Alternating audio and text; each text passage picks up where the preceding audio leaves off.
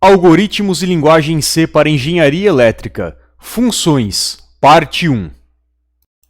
O conceito de função é um poderoso mecanismo de organização de código que permite dividir um programa em partes menores.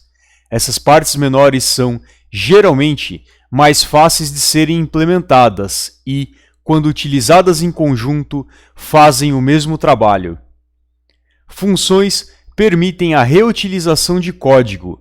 Códigos que aparecem de maneira repetida são candidatos a se tornarem funções.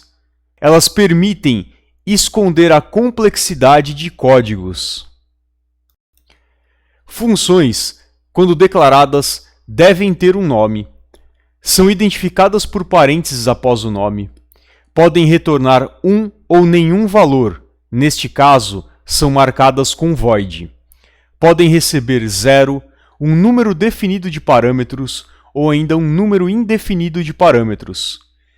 Os parâmetros são informados dentro dos parênteses. Quando utilizada com ponteiros, podem alterar os valores dos parâmetros, ou seja, apesar da limitação de retorno de apenas um valor, essa é uma maneira de contornar essa limitação. Um exemplo é a função scanf, que utiliza um ponteiro para retornar o valor lido através do teclado. Funções, quando bem projetadas, podem ser utilizadas para ignorar como o trabalho é feito. Saber o que é feito é suficiente.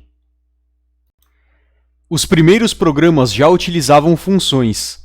Todos os programas apresentados até agora utilizam a função main. Int main, int argc, char ponteiro, argv é uma função chamada main que retorna um valor inteiro. Ela recebe como parâmetros um inteiro chamado argc e um ponteiro para array de caracteres. É possível ignorar o valor de retorno de uma função. Uma função pode chamar outras funções, inclusive ela mesma. Este código ilustra um exemplo simples do conceito de função. É declarada e implementada uma função na linha 6. Ela retornará um valor inteiro. O nome é retornar _1 e não possui parâmetros de entrada. A única linha do bloco de códigos é a palavra reservada return com o literal 1. Essa função é utilizada na linha 13 dentro da função printf. Outro exemplo simples, só para ilustrar a utilização de parâmetros, é a função somar dois inteiros. É declarada e implementada a função somar dois inteiros, que retorna um inteiro e aceita como parâmetro dois inteiros. Sua única linha de código é a palavra reservada seguida de uma expressão aritmética.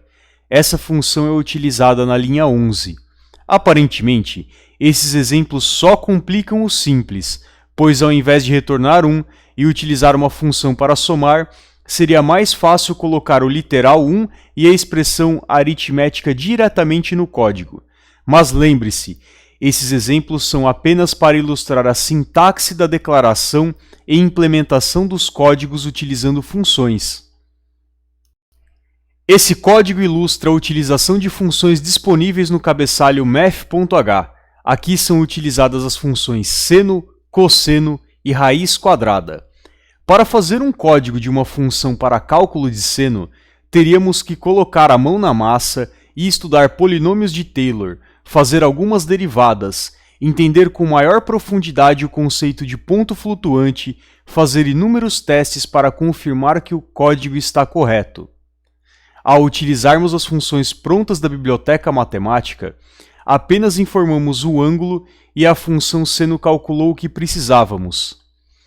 Toda vez que estiver desenvolvendo um código complexo, considere transformá-lo em função.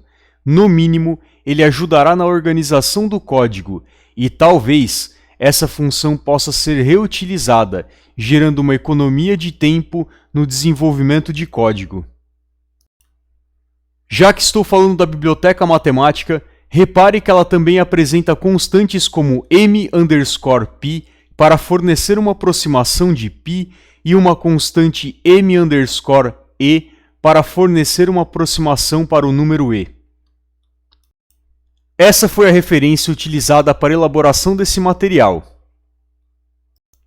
Deixarei o link para o repositório do GitLab na descrição do vídeo. Nesse repositório serão armazenados os códigos apresentados. É isso, até o próximo vídeo.